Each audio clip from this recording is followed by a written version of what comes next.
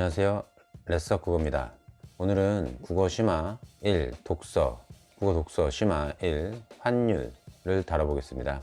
환율은 어렵죠. 지문마다 경제 지문에서 어려운 파트들이 있는데 그 중에서도 환율은 참 어렵습니다.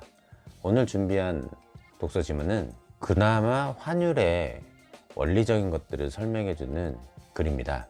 이 글들을 통해서 우리가 환율이란 무엇인지 이해하는 시간을 갖도록 해 보겠습니다.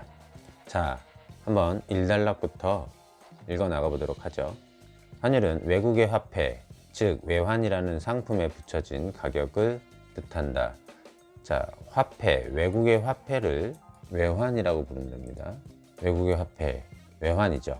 이라는 상품에 붙여진 가격, 결국 외환의 가격이란 말이네요. 환율은 우리가 보통 이 정도 상식은 있죠. 교환 비율, 외국 화폐에 대한 자국 화폐의 교환 비율이라는 말로 우리는 어느 정도 알고 있지 않습니까? 외국 화폐에 대한 자국 화폐의 교환 비율이라고 우리는 그 정도 상식으로는 저희가 다 알고 있습니다. 그런데 그것을 뭐라고 해요? 외환에 라는 상품에 붙여진 가격. 그러면 결국 이 말은 외환의 가격이라는 뜻이죠. 자, 그래서 우리는 알 수 있습니다. 환율은 외국 화폐에 대한 자국 화폐의 교환 비율만이 아니라 또 다른 말로 뭐라고 한다? 외환의 가격이라고 한다. 그렇기 때문에 자, 가격이니까 사고 팔 수 있는 거겠죠? 그렇기 때문에 환율 역시 어느 상품과 마찬가지로 외환에 대한, 외환은 상품이라고 했지 않습니까? 그래서 수요와 공급에 의해 결정된다. 외환의 수요와 공급이 만나 환율이 결정되는 것, 즉 다시 가격이 결정되는 것을 외환시장이라고 한다.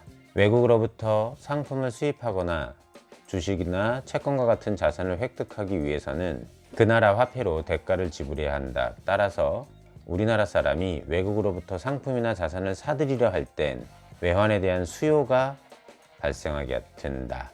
반면에 외국 사람이 우리나라로부터 상품이나 자산을 사들이려 할 때는 원화로 지급해야 하기 때문에 이를 얻기 위해서는 외환을 공급하게 된다. 여기가 지금 차이점을 부각하면서 읽어야 됩니다. 자, 외국으로부터 상품을 수입하거나 주식이나 채권 같은 자산을 사들이기 위해서는 그 나라 화폐로 대가를 지불해야 되기 때문에 우리한테 그 나라 화폐가 있어야 되겠죠. 그래서 그 상품이나 자산, 여기서 자산은 그럼 뭐랑 매칭됩니까? 앞문장 그대로 나오죠? 자산은 이꼴 주식이나 채권이 되겠습니다. 한국 돈을 가지고 있는 우리나라 사람은 일단 외국 돈을 가져야 되죠. 여기서 외환을 달러, 미국 돈, 달러라고만 생각해 봅시다. 달러를 우리나라 돈으로 사서 그래서 달러를 마련한 후에 달러를 지불하고 상품과 주식과 채권 같은 자산을 사들이는 거죠. 사들이려 할 때 외환에 대한 수요가 발생합니다. 반면에 외국 사람이 우리나라의 상품이나 자산을 사들이려 할 땐 외국 사람, 미국 사람으로 한정 칩시다. 달러를 가지고 있으니 우리나라 걸 사려면 원화를 마련해서 한국 돈을 마련해서 우리나라 상품과 자산을 사들여야 되는 거 있지요.